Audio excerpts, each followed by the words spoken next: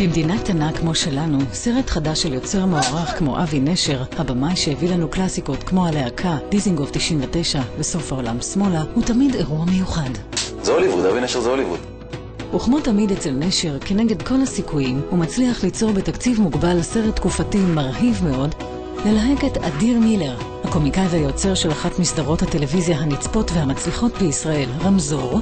התפקיד שלי זה לסדר אותך לא מה אתה רוצה, למה אתה צריך. למצוא 7 נמוכי קומה, וללמד את השחקנים רומנית ועיראקית. מי שהמציא את השפה הזאת להרוג אותו. וזה עוד לא הכל. סוג של פלא. זה או שזה יהיה מעולה, או שהלך הסרט. בקיץ 1968 שמעתי שבפריז ובניו יורק יש אנשים בגילנו שאומרים לעשות אהבה ולא מלחמה. עלילת הסרט מתרחשת ב-1968 ובמרכזה נער יליד הארץ וניצול שואה המתפרנס כשדכן. הנער מוצא עבודה במשרדו של השדכן אותו מגלם אדיר מילר. ילד אם רוצה מתחיל עובד אצלי מחר. אם אתה יושב פה זה רע מאוד, סימן אתה לא מחפש לי חתן. למה לא מחפש? תשאלי ילד. בצעד מפתיע ויוצא דופן, אבי נשר לא חושש ללהק לתפקידים דרמטיים שחקנים קומיים כמו אדיר מילר, מאיה דגן, דרור קרן, דוב נבון, ירדן בר כוכבא, יעל לבנטל, קופי פרג' ואלי יצפן. נוכחותם של כל כך הרבה שחקנים קומיים על סט אחד גורמת לאווירה להיות הרבה יותר מנוחה.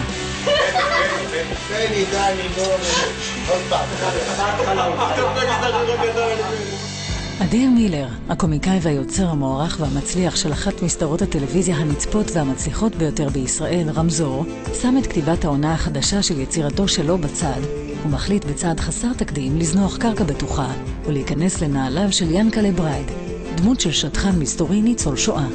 אבי שלח לי תסריט בשלב די מוקדם, והתאהבתי מיד, גם בתסריט וגם בדמות. קומיקאי, סטנדאפיסט, רמזור, הולך ומגלם ניצול שואה, אמנם עם חוש הומור, אבל דמות שונה לחלוטין מהאדיר מילר מכירים. הוא שחקן עם כל כך הרבה רבדים ועומקים, והוא כל כך מזדהה עם הדמות, והוא בא עם כל כך אמיתי וחזק, שאתה מאמין בו כמו שאתה מאמין בסרט עצמו. מה יפה באהבה זה שהכל הפתעות.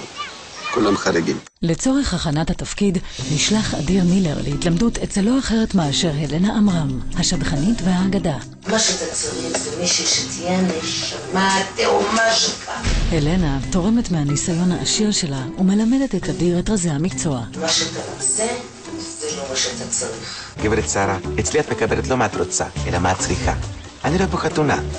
אתה יכול לשים יעלום נקי בטבעת של פח? אתה מבחינתי זה כמו ילום, ויעלום צריך יושב על טבעת של זהב. אתה מגיע לקראת טבעת זהב טהור. אז לא חייב 18 קראט, אבל מינימום 12. אתה נוגעת באנשים שאת מדברת איתם? עוד בחירה מפתיעה היא הליהוק של מאיה דגן לתפקיד של ניצולת שואה רומניה. האמת היא שמאיה דגן לא הייתה אפילו ברשימות ליהוק המקוריות, כי אנחנו כולנו מכירים אותה ממופעים כמו עמוד הלילה וכל מיני דברים כאלה מצחיקים וטיפה בוטים, ואני לא חושב שהתדמית שלה היא מישהי שיכולה לעשות ניצולת שואה פגיעה. אני עבדתי בסוף מלחמה בבית חרושת לבומבות וגרנדים, גירדתי חומר נפץ, קיבלתי הרעלה בפה מעופרת. גיליתי שחקנית, כלומר לא גיליתי אותה, היא שם כבר שנים, אבל היא שחקנית פשוט יוצאת מהכלל. כשבאתי לאודישן אז זוכרת שממש התכוננתי, כאילו באמת לחתונה שלי לא התכוננתי ככה. וממש הלכתי ותפרתי סמלה, ממש תפרתי סמלה, כן. והלכתי לחפש הגילים שהם של פעם והכל, והיה לי ארנק כזה עם פומית ועם סיגר ואפילו עם מטבחת של פעם, הכל, כאילו היה לי ברור שככה זה צריך להיות. קלרה, הדמות שמאיה דגן מגלמת בסרט, נכתבה בהשראת אישה אמיתית. אבי דואג להפגיש בין השתיים במפגש מרגש מאוד, שבו קורם הסיפור שהיה קודם רק מילים על הדף, חיים וצורה. אני הייתי בלילה, לא הולכת על המחנות איפה שהייתי, והייתי צועקת מהשינה, משך! שיין לנשלך, אז אני הבנתי משך. מה זה? שוחטים. שוחטים. אני באתי לארץ, נכנסתי למיטב, וחלומות, הייתי צועקת. אני התחלתי לשחק קלפים שאני לא אכנס למיטה לישון. כי הייתי חולמת חלומות כאלו וצועקת מהשינה שכל המשפחה קם. קשה מאוד לשחק ניצולת שואה. זה לא משהו שאני יכולה לדמיין בכלל מה הם... אני יכולה לדמיין, אני לא יכולה לדעת איך הם הרגישו. ואז ישבתי איתה והתחלתי לדבר איתה על החיים שלה ועל איך שהיא תוקפת את הדמות מבפנים, לא מבחוץ. זה דברים שמצאתי בתוך עצמי בוא נקרא לזה השואה הפרטית שלי. הוא היה בוקר, אני הייתי בוקר. אני לא רוצה, הוא יגדל עם אמא מקולקלת.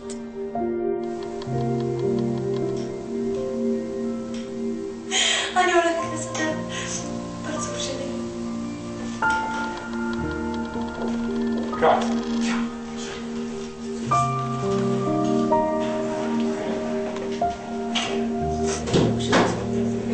ראיתי את הטירוף שלה שנשאר בזה. זה מפחיד נורא, וזה... מה חושב שזה קרה לי דבר כזה? אבי הוא בן לניצולי שואה. זהו הסרט הראשון שבו הוא מחליט להתמודד עם הסיפור האישי של הוריו. אנחנו באנו הנה, בקושי בני אדם, ככה נשאר מאיתנו, ככה. כמעט כלום לא נשאר מאיתנו. וכל כך רצינו להיות ישראלים, חיים חדשים. ההורים שלי באו משם. אמא שלי איבדה את כל משפחתה, אבא שלי היה באיזה מחנה עבודה, והם היו יהודים משם. ולמרות העברית המשובחת שלהם, ולמרות שהם היו חלק מהמפעל הציוני, הם לא היו צברים. אפילו שהיית בקיבוץ, ובצבא, ובכל המלחמות, בשבילם אתה קאפו, זונה, או מישהו שהיה מוכן לרצוח בשביל פרוסת לחם. ואני לא יודע כלום על הילדות שלהם, ואני לא יודע כלום על העבר שלהם, ואת החברים שלהם לא הכרתי, וזה לא עניין אותי, וההפסד הוא כולו שלי. ושם הגעגוע. מיד לאחר שהוא מלהק את מאיה ואדיר לתפקידים הראשיים, מגלה אבי שיש ביניהם סיפור בלתי פתור מן העבר. השניים שכבר נפגשו פה ושם במהלך הקריירה, לא בדיוק היו חברים. איך היה המפגש? שאלת אותי מי עושה ברייד? אמרתי לך, אדיר מילר, את עשי לי. ואני שאלתי אותך, יש בעיה? ואמרת לי, לא. ואני אמרתי לעצמי, אוי, יש שם בעיה. חפפנו אחד את השני בדומינו דאז. אני הייתי בוגר דומינו המייסדים, והיא הייתה דומינו ב'. הוא היה קצת מגיל אליי. זה כמו בצבא הפזמניקים הצעירים. ינקלה, תסגור דלת, שלא לרעש לשכנים. לא צריך דלת. ינקלה כאן מסדר הכל, כן? המזל שלי שיש לי אותך. באמת. והנה זה פלא. בסוף הם נפגשים ומגלים הרבה יותר דמיון וכימיה ממה שציפו. הייתה לי תחושה שיקרה משהו בין האנשים האלה. על פניו לא היה בזה שום היגיון, וזה עבד לגמרי.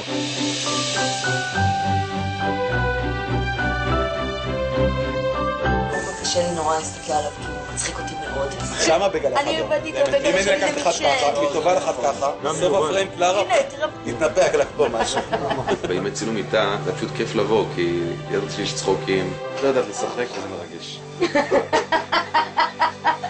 אם למצוא את אדיר ומאיה דגן היה קשה, לא פחות קשה היה למצוא את שני השחקנים הצעירים שישחקו לצידם. חיפשנו בבתי ספר, בלהקות נוער, בצופים, בכל עיר בארץ בערך, דרך האינטרנט, דרך עיתונים. אתה צריך אנשים צעירים עם יכולת חריגה של גם להיות מוכשרים מאוד, וגם עם מראה מאוד מסוים, וגם להתמודד עם שחקנים נפלאים ובוגרים מהם. אני עשיתי פה תוכניות ביום שישי, אתה נגמלת מחיתות. סצנה ראשונה שצילמתי עם אדיר, לא ידעתי איך משחקים בקולנוע, ואני זוכר שמההתרגשות הזאת היו יוצרים לי הרבה הפסקות, ואדיר היה קורא לי פאוזה.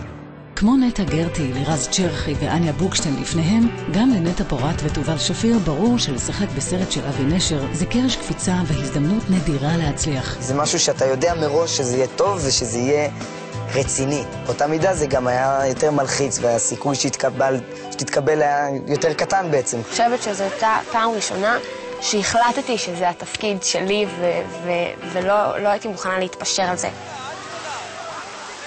הפעם הראשונה שפגשתי את נטע, זה היה אחרי שאני ותום כבר נפגשנו, ופגשנו עוד כל מיני בנות שאמורות להיות אמרה, וזה אף פעם לא הרגיש באמת טוב. ואני זוכר שנטע הייתה ועשינו את הסצנה, אז זה היה קצת מביך, ואני חושב שאבי מאוד אהב את זה, וזה מה שהוא חיפש. אריק, תגיד שאתה לא חושב עליי, יוסי. כשירדנו במעלית, אני זוכר